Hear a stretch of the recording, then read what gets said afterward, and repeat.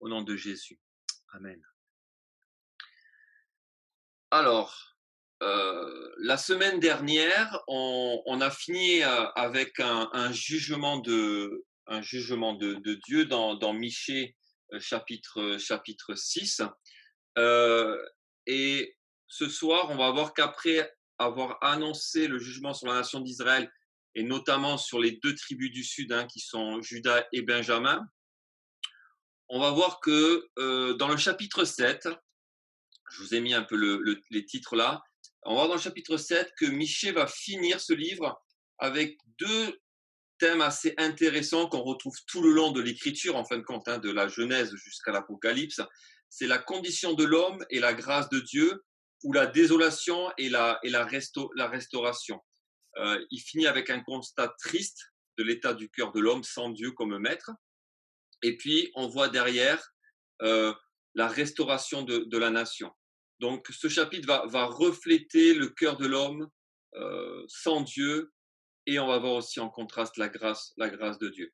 Vous êtes tous conscients, on l'a déjà entendu dans beaucoup d'études et de prédications le dimanche, le problème réel et fondamental, et depuis le départ du cœur de l'homme, c'est de vouloir être indépendant de Dieu. Ça, c'est le problème de l'homme. C'est le problème du cœur de l'homme, c'est de vouloir être indépendant de Dieu. Ok ?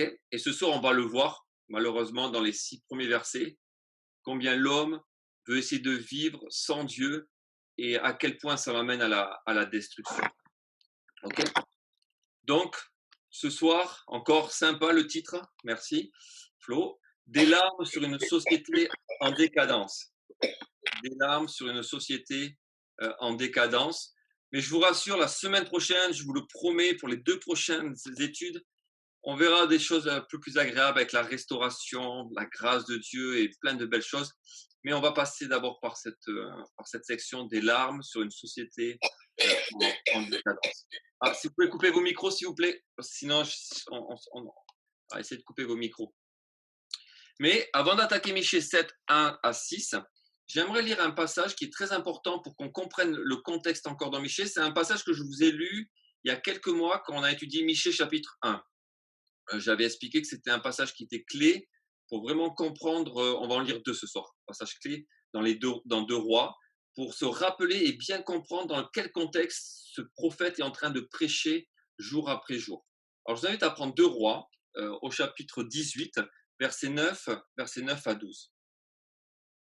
2 rois, hop, prenez vos Bibles, ou dans vos smartphones, je ne sais pas, mais 2 rois, j'ai noté 18, 9 à 12.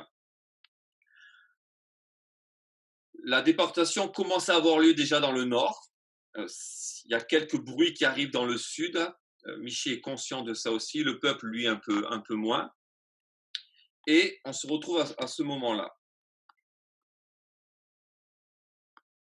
Vous allez voir tout le long de l'étude pourquoi je lis ce passage-là, et vous allez mieux peut-être comprendre le contexte avec ça. Et ensuite, on lira aussi tout à l'heure un passage dans 2 Rois 17. Le roi d'Assyrie amena Israël captif en Assyrie et les établit à Chalak et sur le Chabor, fleuve de Gozan, et dans les villes de Mède, parce qu'ils n'avaient point écouté la voix de l'Éternel leur Dieu, et qu'ils avaient transgressé son alliance, parce qu'ils n'avaient ni écouté ni mis en pratique tout ce qu'avait ordonné Moïse, serviteur de l'Éternel. Voilà, c'est quelque chose qu'il faut garder en tête tout le long de notre étude, surtout le verset 12, et vous allez voir le pourquoi de la décadence, en fin de compte, qui n'est pas juste comme ça du jour au lendemain.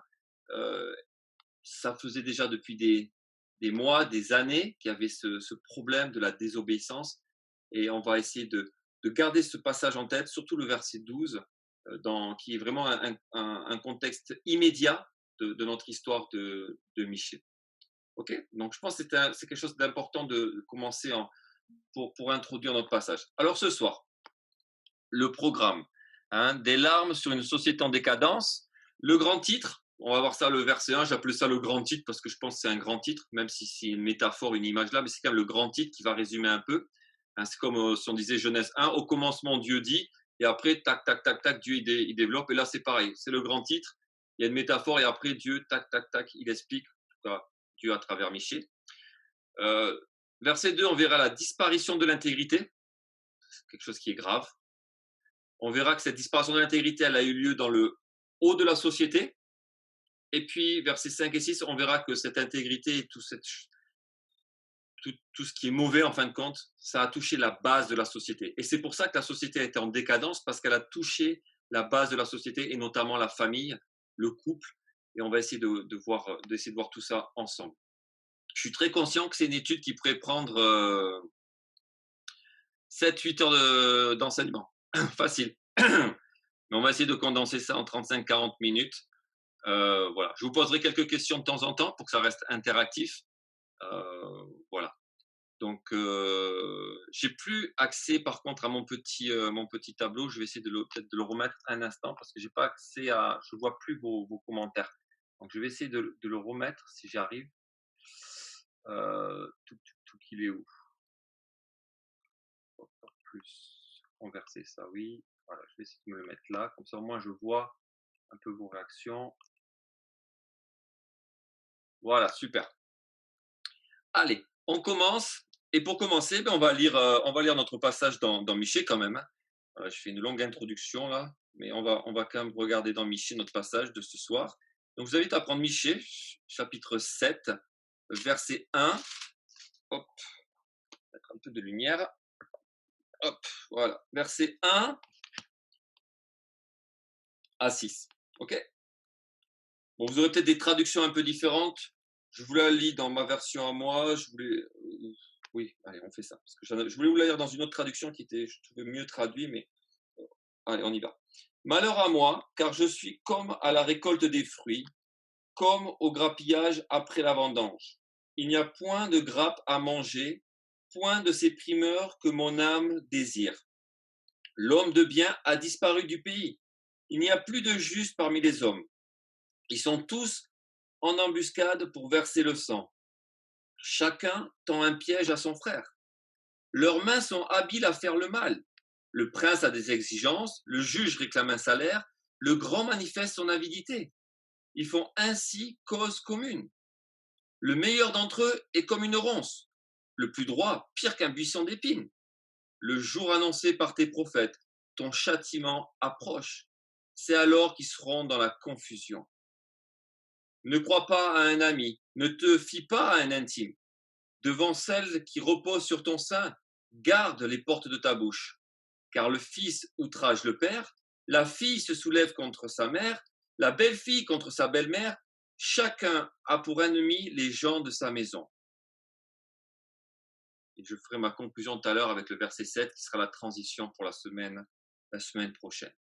Alors, le grand titre. On revient avec notre verset premier. Hein, le grand titre. J'ai marqué un résumé imagé de la situation. Notre passage commence avec, pour la plupart d'entre vous, je pense dans vos traductions, vous avez malheur, malheur à moi. OK? La traduction littérale que j'ai marquée dans la note, c'est quelle douleur pour moi. Et c'est intéressant parce que cette expression, elle revient uniquement que 2 fois dans l'écriture. On va la lire dans un instant.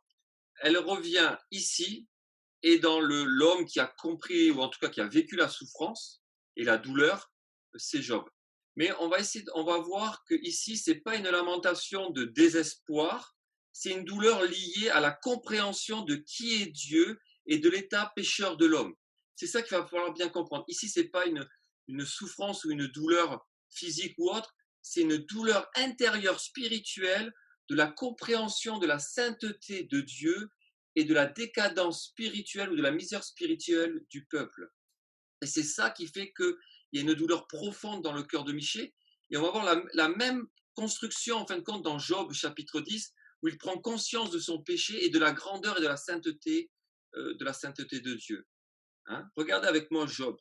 Job chapitre 10 un instant.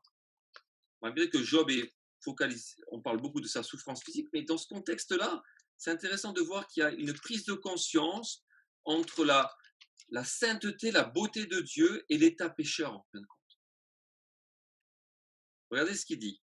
Chapitre 10 de Job, verset 15. Suis-je coupable? malheur à moi. Et là, c'est la même phrase que nous avons. Quelle douleur en moi. Suis-je innocent? Je n'ose lever la tête, rassasié de honte et absorbé dans ma misère.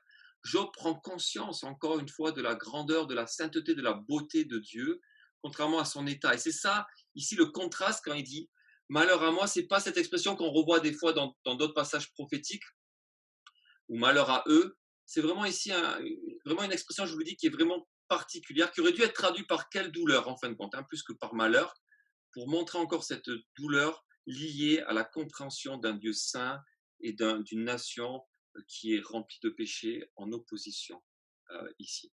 Ok. Et je pense que Michel, lui, est quelqu'un qui est chargé émotionnellement parce que lui qui prêche jour après jour et depuis des années à son peuple et qui a une compréhension de qui est Dieu, de la sainteté de Dieu, qui aime Dieu, il doit être secoué jour après jour à voir la décadence, de voir son peuple qui se détruit, peut-être même des propres membres de sa famille hein, qui sont en train de se détruire. On verra ça dans le verset 6.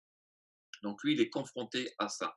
Et Michel, ce n'est pas la première fois où il pleure, en fin de compte, dans ce chapitre. Je me souviens de l'étude de Nigno, qui avait fait il y a quelques mois de ça. On voit au chapitre 1, déjà au chapitre 1, on voit le prophète pleurer, être sensible sur la misère spirituelle de son peuple. C'est pourquoi je pleurais, je me lamenterai, je marcherai déchaussé et nu, je pousserai des cris comme le chacal. Voilà, on avait car ça plaît. Bon, voilà. Et on voit la notion de pleurer ici. Je pleurais. Il vient pas en incantant une malédiction sur son peuple, il vient en pleurant. Hein. Ok. Donc voilà, ça c'est pour la première expression. Ensuite, dans ce verset 1, on voit toute une métaphore ou une image pour décrire la situation de la nation. Hein, il dit, car je suis comme à la récolte des fruits, comme au grappillage après la vendange, il n'y a point de grappe à manger, point de ces primeurs que mon âme désire. Donc là, il y a tout un vocabulaire que Michée emploie, que ses contemporains comprennent bien. On n'oublie pas, Michée n'est pas un prophète de la ville, Michée est un prophète dans les campagnes. Ésaïe, qui est contemporain à Michée, lui prêche parmi les riches, les notables, parmi la population de Jérusalem, qui est un peu écartée de ce monde de la campagne. Et Michée, lui, il est dans les campagnes. Donc, il utilise un vocabulaire qui est compris par ses contemporains. Pardon. Hein, ça, il faut vraiment le garder. Et puis, il faut aussi garder autre chose en tête que j'ai noté. Dieu a fait le choix d'utiliser le langage humain pour communiquer son message. Et Dieu a donné à chaque génération ce dont ils avaient besoin pour croire et être obéissants.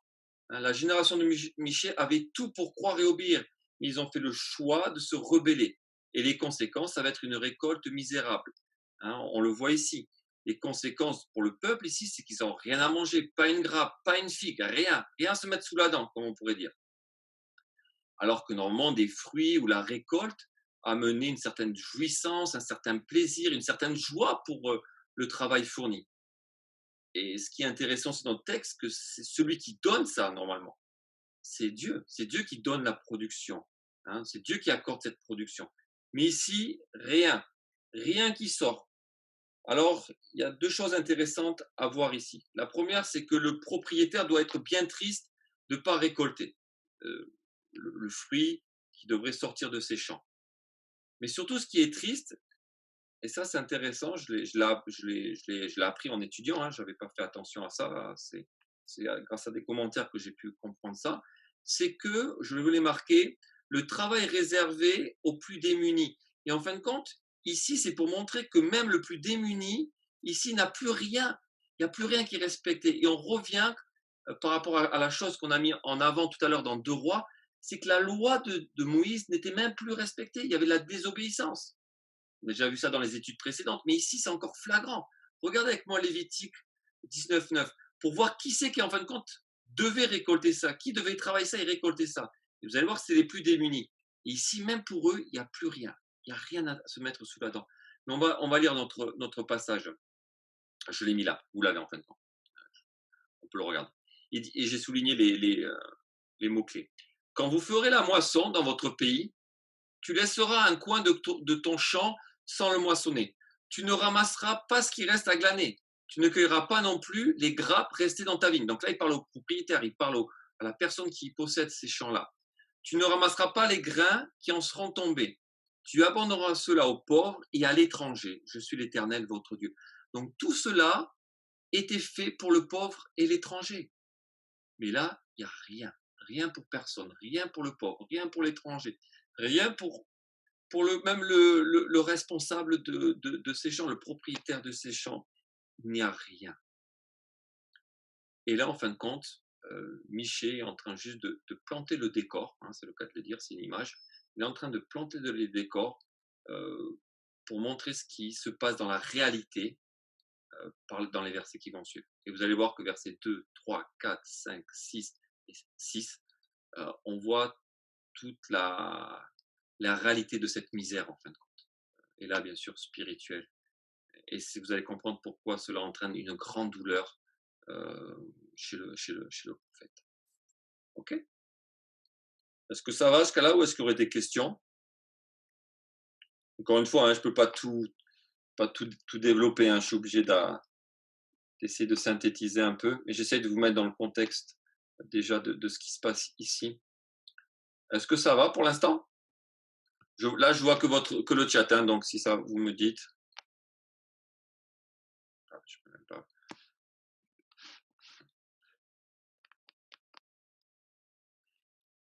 Je sors quelques secondes, voir ce qui est dit et je repars. Ça va, ça va. Ok. Allez, on repart là. Ok. Allez, on avance. On continue notre thème, hein, des larmes sur une société en décadence. Maintenant, on va regarder la disparition de l'intégrité dans notre verset. Donc là, voilà, il a planté le décor. Et maintenant, il va expliquer un peu le pourquoi de toute cette, le constat et un peu le pourquoi de toute cette misère spirituelle. Il dit au verset 2, l'homme de bien a disparu du pays, il n'y a plus le juste parmi les hommes, ils sont tous en embuscade pour verser le sang, chacun tend un piège à son frère. Est-ce que vous avez des mots différents pour l'homme de bien ou l'homme juste dans le verset 2? Est-ce que vous avez des mots de vocabulaire qui sont différents de ce que je viens de lire?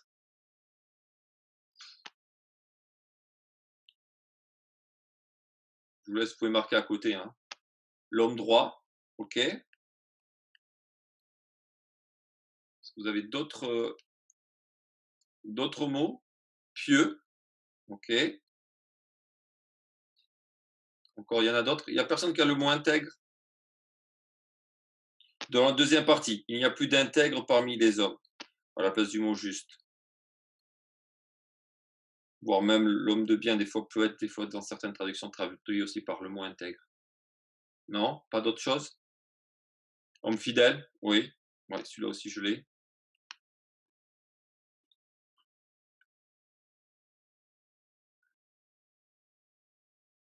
J'essaie de regarder ce que... Hop, voilà. Non? Ok. Bon, allez, on va regarder de plus près. Alors, ah, mince, je peux pas accéder là. Ok. Alors, disparition de l'intégrité. Verset 2. Donc, on voit Michée qui pleure hein, sur la disparition de l'homme intègre, loyal, fidèle, pieux, hein, si vous voulez. Donc là, il faut surtout concentrer notre attention sur ce vocabulaire. On voit que cet homme intègre, cet homme juste, que réclame l'Éternel, que réclame l'Écriture, hein, d'avoir être un homme de Dieu, il n'y est plus. Il est plus là. À l'exception, je pense qu'il ne faut pas oublier qu'à l'exception de quelques personnages, mais là, Michée plante un décor général, parce que je pense que des personnages comme Michée, comme Ésaïe, je pense qu'il y a Élisée qui était contemporain de cette époque-là. Je pense quand même que c'était des hommes intègres, fidèles et qui aimaient le Seigneur. Mais là, je pense que Michée est en train de faire un état général de la situation.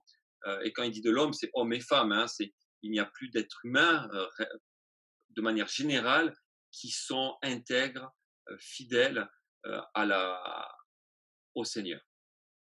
Et on va voir que et c'est intéressant, en étudiant pareil, j'ai vu que la première fois où cette notion d'intégrité vient dans l'Écriture avec le mot hébreu, c'est en Exode 15, 26. Et on va voir que c'est Dieu qui détermine le cadre de l'intégrité et non l'homme. Hein. Et on va voir que le cadre au temps de Michée, c'était la loi de Dieu. Est-ce que je vous l'ai mis là? Non, je ne vous l'ai pas mis là. Où est-ce que j'ai oublié? S'il est là, mais la référence n'est pas bonne. Hein, ouais, là, c'est ici, mais la référence n'est pas bonne. Ah, il faut couper la webcam pour ceux qui arrivent et le son. Merci, super. Euh, hop, ouais, si on peut couper la webcam et le son, super. Alors, elle n'est pas bonne la référence, hein, je me suis trompé. Hein, la référence, c'est dans Exode 25. Alors, voilà ce que Dieu dit. Il dit, si tu écoutes attentivement la voix de l'Éternel ton Dieu, si tu fais ce qui est droit ou ce qui est intègre, c'est le même mot que nous avons dans notre passage de Michée, et c'est la première fois qu'il apparaît ici, ce verbe en hébreu. Peut-être en français, on voit d'autres traductions de ce mot droit, mais le mot qui m'intéresse, c'est vraiment cette intégrité ici. Si tu prêtes l'oreille à ces commandements et si tu observes toutes ces lois, je ne te frapperai d'aucune des maladies dont j'ai frappé les Égyptiens, car je suis l'Éternel qui te guérit. Si tu fais ce qui est droit à ses yeux. C'est intéressant ici que le pronom possessif, il est très clair. Il est question des yeux de Dieu. C'est Dieu, comme je vous l'ai dit tout à l'heure, qui détermine le cadre de l'intégrité.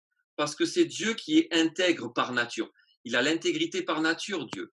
Hein, c'est quelqu'un qui est fidèle par nature. C'est quelqu'un qui est droit par nature. Et cette notion de cadre défini par Dieu qui fait que l'homme va être intègre ou pas, c'est s'il reste dans le cadre de Dieu. Et en fin de compte, c'est un peu le même problématique qu'on retrouve en Éden.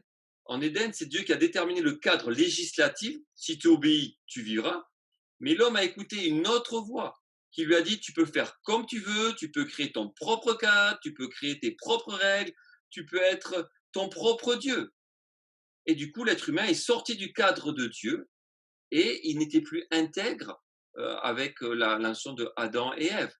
Mais le cadre au temps de Michée, c'était la loi de Dieu, c'était la loi mosaïque qu'on a lu tout à l'heure dans 2 Rois 18. Et le peuple est sorti de ce cadre, peut-être parce qu'elle était plus enseignée, donc plus pratiquée. Mais on voit ici la génération de Michée qui n'est plus dans le cadre de la loi de Dieu. Et du coup, tout ce qu'ils font n'est pas droit aux yeux de qui? Pas de eux, aux yeux de Dieu. Et du coup, il y aura des conséquences qui sont déjà annoncées dans Exode 25, bien des siècles avant. Dieu ne prend personne en traître. Il plante déjà le décor depuis déjà des siècles. Mais au temps de Michée, le peuple ne voulait plus de ça, ne voulait plus être intègre. Ils ont fait le choix de désobéir. La loi, je pense, reprendra sa place au retour de l'exil. Et on a des textes très clairs avec Néhémie et Esdras. Ils vont se remettre dans le cadre voulu par Dieu. Et là, il y aura de belles choses qui vont se passer. Mais ça, c'est pour un temps qui aura lieu quelques siècles après l'histoire que nous sommes en train d'étudier. Hein? Donc, toutes les attitudes que nous allons voir maintenant sont cohérentes avec le refus de vivre dans le cadre de Dieu. Vous allez voir que le verset 3, 4, 5 et 6 sont des attitudes tout à fait cohérentes avec le refus de vivre dans le cadre de Dieu. Et on va voir une société sans Dieu, vous allez voir, c'est la jungle. Hein. C'est vraiment la jungle.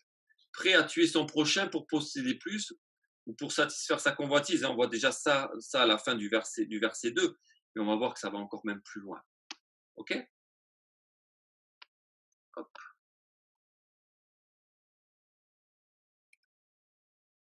Pour ceux qui prenaient des notes, je peux remettre ça. Est-ce que ça va? Est-ce qu'il y aurait des questions ou des choses avant de passer au verset 3 et 4? Oh, j'ai tombé la Bible. C'est bon? Vous me dites, hein, si des fois il y a des versets. J'espère qu'il y a plein de versets qui vous viennent en tête. Hein, que vous dites, tiens, on pourrait mettre ce verset-là, on pourrait se mettre ce verset-là. Et tant mieux hein, si ça vient à votre tête. Alors, on ne peut pas aller tous les voir, mais je pense qu'il y a des versets qu'on pourrait mettre en parallèle ici. OK? C'est bon, si je vois pas de questions. Jusqu'ici, tout va bien. Allez, on regarde la suite. On est dans un raisonnement logique. Hein. Vous allez voir que Michée, c'est vraiment quelque chose de très cohérent et logique, sa construction ici. Maintenant, il va partir du haut. Il va partir du haut et il va parler du le haut de la société, versets 3 et 4. Il dit: «Leurs mains sont habiles à faire le mal. Le prince a des exigences, le juge réclame un salaire, le grand manifeste son avidité et ils font ainsi cause commune.» Voilà, on s'arrête d'abord sur notre verset 3. Est-ce que vous vous souvenez dans quel chapitre, de manière assez claire, on parle de ces gens-là? Est-ce que vous vous souvenez du chapitre? On a étudié un chapitre où on parle de ces catégories-là. Est-ce que vous vous souvenez? Vous pouvez marquer dans la conversation du groupe si vous vous souvenez du chapitre et des versets où on parle déjà de cette catégorie-là. C'est juste un rappel en fin de compte de Michée ici. Chapitre 3, ouais, tout à fait. Je vous laisse le temps, hein, si vous voulez noter même me partager aux autres les versets. Hein, moi, je les ai les versets sur la prochaine diapo, je pense, mais voilà, si vous voulez vous les chercher vite fait, vous pouvez les noter. Je vous laisse quelques instants. C'est bien le chapitre 3. On peut voir chapitre 1 et 2 qui parlent de ça, mais où c'est vraiment clair, c'est vraiment le chapitre 3 dans 3 versets, où on voit vraiment les titres de ces gens.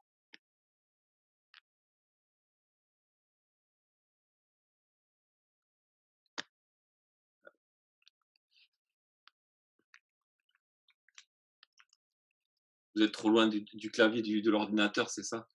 Vous êtes,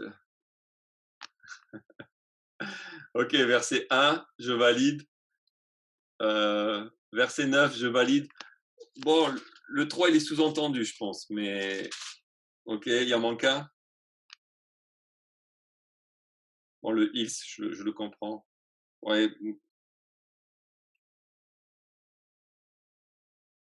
ok, le mot prophète, il y est pas dans notre contexte de passage, même si on pourrait peut-être le mettre dans les juges ou dans les grands, c'est une possibilité. Ok, et le verset 11. Ok, 3 et 5, je les comprends, mais vraiment les versets où on voit le mot qui revient, c'est le verset 1, 9 et 11. Ok. Alors, leurs mains sont habiles à faire le mal. C'est assez violent quand même, hein. Des mains entraînées à faire le mal. Je sais que ce soir, j'ai différentes personnes qui pratiquent des sports de haut niveau. Il y a certains gestes techniques en sport qui demandent beaucoup d'entraînement et des répétitions. Et eux, ils faisaient ça, mais pour détruire l'autre. C'est incroyable. Hein, il y a des disciplines dans certains sports où il faut répéter, répéter, répéter, répéter pour arriver au que le geste technique soit parfait. Et eux, ils s'entraînaient, s'entraînaient, s'entraînaient pour voir comment on pouvait faire encore plus le mal. Et eux, ils étaient encore tellement dans le côté machiavélique il y avait trois catégories de gens dans la société qui travaillaient ensemble en fin de compte. Hein, on voit ici prince ou chef, juge et le grand. Donc il faut comprendre que dans ces villes annexes à Jérusalem, on est dans les villes annexes de Jérusalem, il y avait des chefs de ville, il y avait des juges, il y avait des personnes bien placées socialement. Et ces personnes sont dans la continuité du verset 2, pas justes et pas intègres. Okay, on est dans la continuité de ce verset 2, des hommes pas intègres qui sont là. Il y a à la fois une distinction dans ces groupes, mais si vous voyez bien, il y a aussi une unité pour faire le mal. On voit les distinctions qui sont très claires dans le début du verset 3, et on finit avec ils font ainsi cause commune. Alors, je ne sais pas comment ça s'articule. C'est difficile d'articuler l'articulation entre les trois, mais en tout cas, il y en a une. Et chacun a un rôle dans la cause du mal. Et chacun voit ses intérêts, manipulation, pour faire du mal à l'autre, pour détruire. Et détruire qui? Pas se détruire entre eux. Hein. À mon avis, que la victime ici, c'est les plus démunis. Hein. Comme on voit au chapitre 3 ou même au chapitre 2. Donc ces hommes-là avaient tout un système diabolique pour essayer encore de faire du mal en fin de compte. Parce que ce n'étaient plus des hommes intègres, c'est eux à qui revenait la responsabilité d'être un exemple. Hein. Être en haut de la société, c'était un exemple de montrer la loi de l'éternel, de la pratiquer, mais il n'y avait plus rien. Tout l'inverse. Tout l'inverse.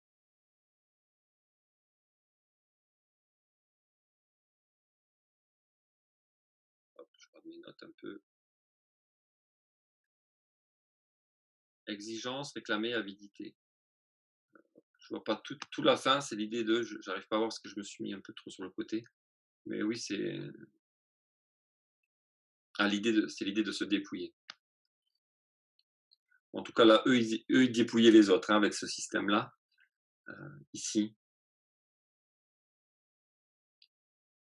OK? C'est bon? Allez, on va continuer maintenant avec, on revient sur un système un peu de ouais, mais on va voir que Dieu va s'occuper de ces gens-là aussi, hein. On l'a lu tout à l'heure dans 2 Rois et on le relira tout à l'heure aussi dans 2 Rois 17 dans quelques instants. OK? Allez, verset 4. Là, on repasse sur tout est lié, hein. Donc le ver le verset 1, nous montre le titre général. Verset 2 nous dit qu'il n'y a plus d'hommes intègres. Verset 3, on commence à voir qui sont ces premières personnes que cible Michée qui sont plus intègres. Et là, il va rajouter une petite couche en ironisant, en tout cas en mettant une couche d'ironie, Michée, sur ces personnes-là. Et il va réutiliser un langage imagé et une fois de plus, un langage qui est très bien compris par ses contemporains. À la campagne, vous allez voir que ce langage était très visible.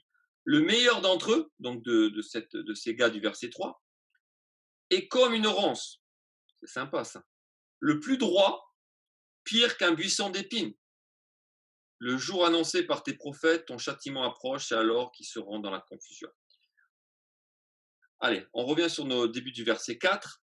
Les ronces et buissons d'épines ne produisent pas grand-chose de bon. Hein. Peut-être vous avez un autre vocabulaire, vous avez peut-être le mot ortie, buisson d'épines, une haie d'épines. Il y a même des jeux de mots un peu en hébreu ici, mais bon, je vous épargne ça. Donc, mais ici, on voit des plantes qui produisent pas quelque chose de bon, elles poussent n'importe comment et elles font mal. Et ça, c'est le cœur, en fin de compte, de l'homme ici, au temps de Michée. Il est sorti de ce cadre, il pousse n'importe comment, il fait ce qu'il veut, il fait du mal et il produit rien. On a vu, il n'y avait aucune production, rien dans ces personnes-là. Et Michée compare ces gens-là, le meilleur de ces hommes, allez, est au minimum comme une de ces plantes. Donc, vous avez très bien compris ici qu'on est sur un langage imagé et que Michée ironise pour essayer d'expliquer encore toute la sécheresse spirituelle de ces hommes, toute la tout le danger que ces hommes sont, parce que quand vous mettez vos mains sur des ronces, je peux vous assurer que c'est pas agréable. Hein. Il n'y a rien de bon. Il n'y a rien de bon. Et pour ces personnes-là, Dieu vient avec un jugement. Il vient avec un jugement et il dit, le jour annoncé par tes prophètes, ton châtiment approche.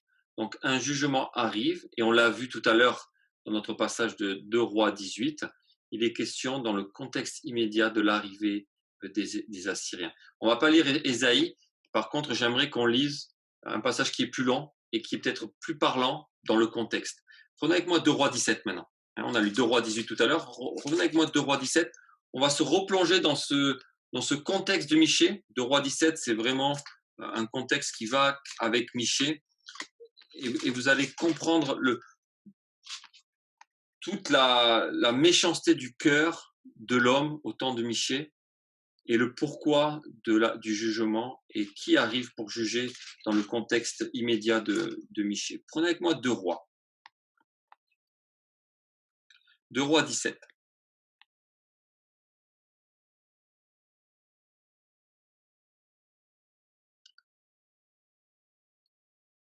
Le roi assyrien commence à attaquer le nord, les 10 tribus du nord. Le sud n'est pas encore embêté par ça. Michée, Isaïe commencent à prêcher en disant ça arrive, ça arrive. Et eux, ils n'y croient pas. Ils ne croient pas au jugement. Ils disent non, non, ça, c'est pas pour nous. On l'a vu dans d'autres chapitres de Michée. Alors, on y va. La 9e année d'Osée, roi d'Assyrie. Il est un peu long le texte, mais il est très important. J'espère que vous avez vos Bibles et que vous allez vraiment être concentrés sur tout ce qui se passe. Ça va encore enrichir votre compréhension et votre connaissance de ce livre et de ce contexte de Michée. La 9e année d'Osée, le roi d'Assyrie, prit Samarie et emmena Israël captif en Assyrie et les fit habiter à Shalash sur le Chabor, fleuve de Gozan et dans les villes des Mèdes. Donc là, c'est la déportation du nord. Pourquoi? Cela est arrivé parce que les enfants d'Israël péchèrent contre l'Éternel leur Dieu qui les avait fait monter du pays d'Égypte, de dessous la main de Pharaon, roi d'Égypte, et parce qu'ils craignirent d'autres dieux. Ils suivirent les coutumes des nations que l'Éternel avait chassées devant les enfants d'Israël et celles que les rois d'Israël avaient établies. Là, il est en train de parler au peuple, aux contemporains de Michée, là. Les enfants d'Israël firent en secret, comme l'Éternel leur Dieu, des choses qui ne sont pas bien. Ils se bâtirent des hauts lieux dans toutes leurs villes, depuis les tours des gardes jusqu'aux villes fortes. Ils se dressèrent des statues et des idoles sur toute colline élevée et sous tout arbre vert. Et là, ils brûlèrent des parfums sur tous les hauts lieux, comme les nations que l'Éternel avait chassées devant eux. Ils firent des choses mauvaises, par lesquelles ils irritèrent l'Éternel. Ils servirent les idoles dont l'Éternel leur avait dit, vous ne ferez pas cela. L'Éternel fit avertir Israël et Juda par tous ses prophètes et par tous les voyants et leur dit, revenez de vos mauvaises voies et observez mes commandements et mes ordonnances en suivant entièrement la loi que j'ai prescrite à vos pères et que je vous ai envoyée par mes serviteurs les prophètes. On voit le cadre ici bien déterminé. Et eux, ils veulent être hors cadre, hors intégrité, ils veulent avoir leur propre cadre. Mais Dieu ne les prend pas en tête. Il a donné des hommes pour ça. Mais, verset 14, ils n'écoutèrent point, ils raidirent leur cou comme leur père qui n'avait pas cru en l'Éternel, leur Dieu. Ils rejetèrent ses lois, l'alliance qu'il avait faite avec leur père et les avertissements qu'il avait adressés. Ils allèrent après des choses de néant et ne furent eux-mêmes que néant. Et après les nations qui les entouraient et que l'Éternel leur avait défendu d'imiter. Ils abandonnèrent tous les commandements de l'Éternel, leur Dieu. Ils se firent deux veaux en métal fondu. Ils fabriquèrent des idoles d'Astarté. Ils se prosternèrent devant toute l'armée des cieux et ils servirent Baal. Ils firent passer par le feu leurs fils et leurs filles. Ils se livrèrent à la divination et aux enchantements. Ils se vendirent pour faire ce qui est mal aux yeux de l'Éternel, afin de l'irriter. Aussi, l'Éternel s'est-il fortement irrité contre Israël et les a-t-il éloignés de sa face. Il n'est resté que la seule tribu de Juda, pour l'instant. Juda même n'avait pas gardé les commandements de l'Éternel, son Dieu. Ils avaient suivi les coutumes établies par Israël. L'Éternel a rejeté toute la race d'Israël. Il les a humiliés, il les a livrés entre les mains des pillards et il a fini par les chasser loin de sa face. Car Israël s'était détaché de la maison de David. Ils avaient fait roi Jéroboam, fils de Nébat, qui les avait détournés de l'Éternel et avait fait commettre à Israël un grand péché. Les enfants d'Israël s'étant livrés à tous les péchés que Jéroboam avait commis, ils ne s'en détournèrent point, jusqu'à ce que l'Éternel ait chassé Israël loin de sa face, comme il avait annoncé par tous ses serviteurs les prophètes. Et Israël a été amené captif, loin de son pays, en Assyrie, où il est resté jusqu'à ce jour. Ce passage est violent, on l'avait déjà travaillé un peu en introduction de ce livre, mais je pense qu'il a toute sa place dans ce chapitre 7 par rapport à ce qu'on est en train de voir du pourquoi du jugement et de voir encore toute la misère spirituelle de ce peuple, tout le fait de vouloir sortir du cadre de Dieu volontairement et de vouloir avoir son propre cadre et qui emmène à des conséquences terribles. Et ici, mes amis, il n'y a plus aucune place aux réjouissances. Plus aucune place aux réjouissances. Ce qui est terrible, il y a un petit passage là qui est très rapide, mais c'est que la fin du verset 17, non, c'est fin du verset 18, il ne restait que la seule tribu de Juda. Mais tout de suite, il enchaîne avec le verset 19, mais Juda eux-mêmes vont avoir ça. Mais Juda, pendant un moment, et on le voit dans notre livre de Michée, il ne pense pas qu'il va avoir le jugement de Dieu. Hein, il ne pense pas que Dieu puisse les juger à eux. Le Nord, oui, mais nous, non, quand même. Et vous savez quoi? Le jugement de Dieu est une des doctrines qui est niée très rapidement dans l'histoire de l'humanité. Quand le serpent dit « vous ne mourrez point hein, », il dit à Adam et Ève « vous ne mourrez point », il est en train de dire que Dieu ne jugera pas les conséquences de leur péché, parce que Dieu avait annoncé bien clairement que s'ils désobéissent au cadre de Dieu, ils vont être jugés, ils vont mourir spirituellement et physiquement, et l'histoire le montrera. Et aujourd'hui, ou en tout cas au temps plutôt avant de venir sur aujourd'hui, à l'époque de Michée, il ne fallait pas parler d'un Dieu qui juge. Et le cœur de l'homme refusait qu'un Dieu puisse les juger. Donc ces hommes continuaient à faire ce qu'ils voulaient. Donc c'est intéressant de voir que tout ce passage est lié à une désobéissance de l'ordre un peu créationnel de Dieu, mais aussi de la loi de Moïse, et qu'il n'y a rien de nouveau sous le soleil en fin de compte. Hein? En tout cas, une chose est sûre, c'est qu'il n'y a aucune place pour la réjouissance. Et on comprend pourquoi Michée pleure. Parce que Michée, lui, il a une connaissance, il veut être intègre à la parole de Dieu. Et il a cette souffrance, cette douleur qu'il a au fond de lui, c'est parce que lui, il a conscience, il aime servir un Dieu saint, un Dieu juste, un Dieu fidèle, et en face, il y a toute la saleté de l'humanité, toute la racine du péché qui est là. Et il souffre de voir ça, que personne veut servir l'Éternel. Allez, on finit avec notre... j'ai aucune notion de l'heure là. Toujours notre thème, des larmes dans une société ou sur une société en décadence. Et on finit avec une triste partie là aussi, la base de la société. Hein, on revient dans notre passage dans Michée 7. Et on finit avec notre verset 5 et 6. La base de la société ici. Donc il dit, ne crois pas à un ami, ne te fie pas à un intime. Devant celle qui repose sur ton sein, garde les paroles de ta bouche. Et puis verset 6, car le fils outrage le père, la fille se soulève contre sa mère, la belle-fille contre sa belle-mère, et chacun a pour ennemi les gens de sa maison. Quand vous finissez le verset 6 avec ça, vous comprenez vraiment pourquoi, au verset 1, il parle de douleur intérieure et de souffrance, Michée. Parce qu'il a peut-être réellement vécu ça aussi au sein de sa propre famille. Donc ici, quand on arrive au verset 5 et 6, on voit que Michée fait un travail de progression dans la structure d'une société. Au verset 2, il dit tous. Au verset 3, on voit une catégorie de la haute société. Au verset 5, on voit une relation amicale et un peu plus intime vers le verset 5. Et verset 6, c'est une relation familiale. OK? Donc verset 5. Verset 5, on voit ici quelque chose qui est assez violent. Ne crois pas à un ami, ne te fie pas à un intime. C'est une sorte d'antithèse ici. Hein. Normalement, on croit à un ami et on lui fait confiance. Hein. Et je pense que quand on ne peut plus discuter, parler avec quelqu'un avec qui on a confiance, c'est dur, c'est violent. Quand on a besoin de parler à quelqu'un pour qu'il nous écoute, pour qu'il nous accompagne, pour qu'il nous aide, c'est violent. Et dans le cadre de l'époque de Michée, c'était plus possible.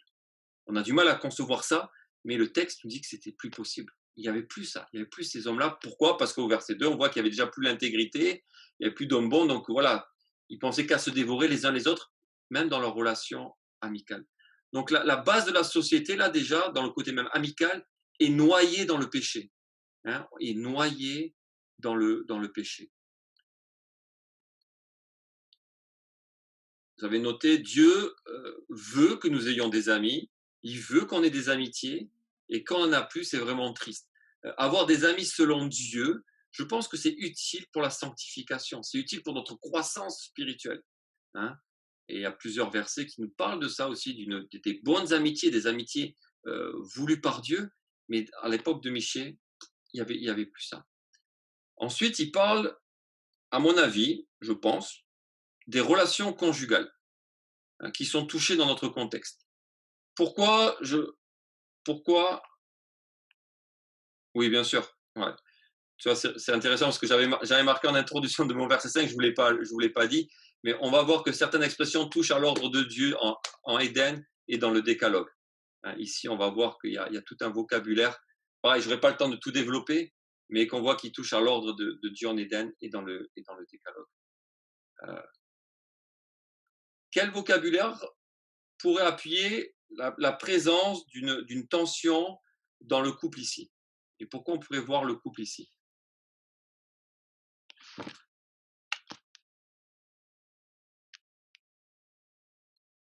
que vous voyez le vocabulaire qui me permettrait de pouvoir dire que ici, la relation conjugale est aussi touchée.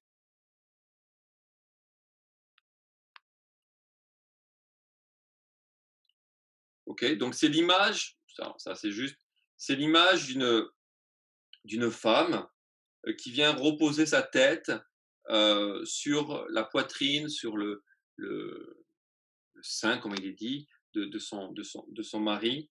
Euh, et là, il y a quelque chose qui est assez violent à mon avis, et la notion de méfiance, mais aussi à la notion de plus de communication. Hein. Garde les portes de ta bouche. Dans un couple, s'il y a la méfiance et qu'il n'y a plus de communication, voire même il y aura peut-être même de la tromperie ou de la manipulation, mais surtout la méfiance et plus de communication, c'est tout l'inverse de ce que Dieu veut dans le couple d'après Genèse 1 et 2. Et c'est là que c'est triste. Et c'est arrivé à ça dans ce contexte de Michée. Il n'y avait plus de communication, il y avait uniquement de la méfiance, il n'y avait plus d'amitié, il n'y avait plus d'amour dans, dans, dans notre contexte de Michée. Et puis le verset 6, pour moi, c'est une vraie série américaine. Hein, Netflix, il se régalerait avec ça. Ça ferait carton, ce genre de série. Hein. Le fils outrage le père, la fille soulève contre sa mère, la belle-fille contre sa belle-mère. Voilà, allez, tout le monde sait ça. Malheureusement, c'est des séries que les gens aiment bien regarder. Mais ces événements historiques existaient et étaient présents dans la culture de Michée. Alors, il faut bien se prendre dans la tête, il faut bien comprendre aujourd'hui qu'on n'est pas en train de lire une histoire biblique dans une culture occidentale au XXIe siècle. Et des fois, ça, c'est notre problème un peu occidental, c'est de faire des raccourcis et aller un peu trop vite avec ça. Hein. Les générations vivaient sur la même parcelle à cette époque-là. Et au Moyen-Orient, c'est même encore quelque chose de classique. Hein. Il fallait se supporter. C'était quelque chose qui était, c'était une habitude, c'était culturel. Et c'était généralement accepté. Mais là, on arrive à un degré où plus personne accepte plus personne. Hein, tout le monde veut se maudire, tout le monde veut se détruire. Ici, il y a, le vocabulaire, il est violent. C'est juste un vocabulaire, j'avais noté, un vocabulaire de haine. C'est un vocabulaire de haine ici, uniquement de haine. Et tout est fait pour détruire, détruire, détruire, détruire, détruire. Tout est fait pour détruire ici. Contrairement à ce que Dieu voulait enseigner. Dans Moïse, vous connaissez l'Exode, hein, Exode 20, 12, le décalogue, je peux le lire rapidement, mais vous connaissez très très bien ce verset. Et c'est pour ça que quand je vous parle du cadre de Dieu et qu'on a lu en introduction dans 2 Rois 18 où il parlait qu'il ne voulait plus entendre parler de la loi de Dieu, c'est toute la loi de Dieu qui est remise en question. Je vous relis ce verset. Honore ton père et ta mère afin que tes jours se prolongent dans le pays que l'Éternel ton Dieu te donne. Les jours ne se prolongeront pas dans le pays que Dieu leur a donné. Ils vont partir, où ça? Ils vont partir en Assyrie, en Babylone. Et c'est fini. Déportation sur déportation. Parce qu'ici, c'est un verset qui est clair, qui emmène à la condamnation, à un Dieu qui juge et qui tient ses promesses aussi. Et dans Proverbe 15, 20, on voit aussi que tous ces commandements de Salomon, de ce rapport entre père et fils, mère et fils aussi, voilà, il n'y a plus ça. Bon, je ne rentre pas dans le débat de belle-fille contre belle-mère, hein. Voilà. Mais c'est vrai que c'est déjà à l'époque. Hein. Voilà. Hop, qu'est-ce que je pourrais dire en conclusion de ce que j'ai noté? Donc j'ai noté, il est évident qu'on voit une société en plein déclin. Et pourquoi? Parce que si la base de la société, si le couple ne communique plus, si la famille se détruit, il est évident que toute la société va être en déclin et va se détruire. Et cette génération avait la parole de Dieu, mais ils ont fait le choix de la rejeter, de rejeter la parole de Dieu. Ils voulaient être indépendants de Dieu, ce qui mène à une société en décadence. Et on comprend mieux pourquoi Michée pleure.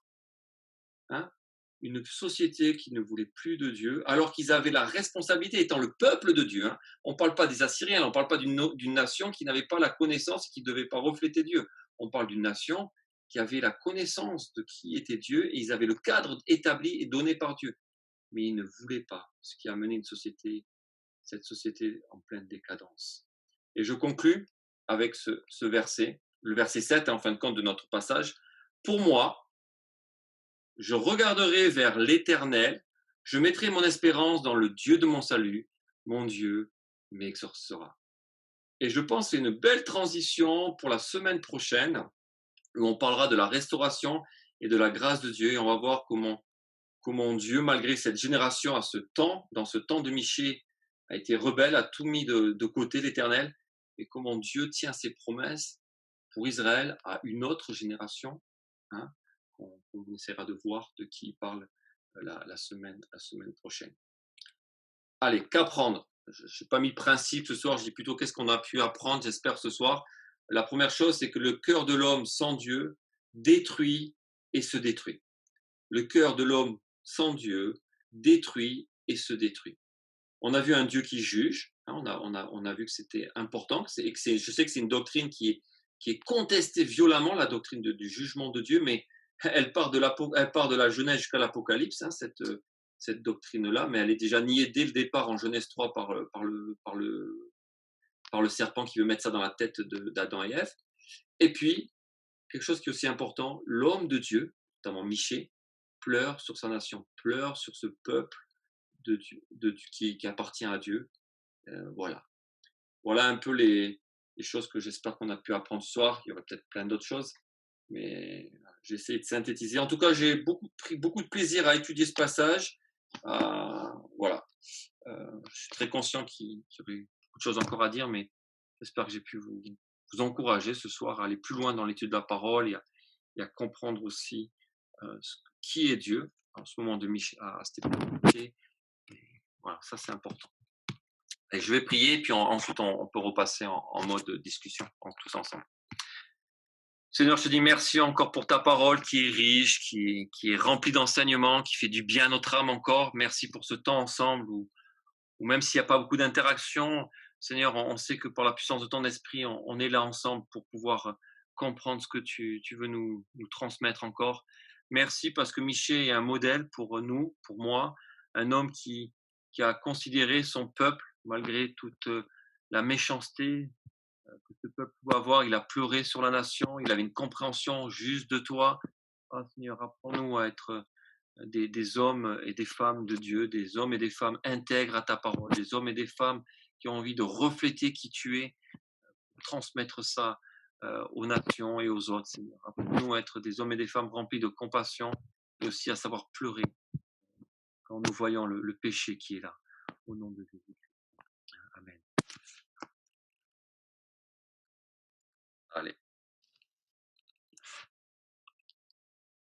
Ok, vous pouvez tous revenir si vous voulez. Vous pouvez remettre vos trucs.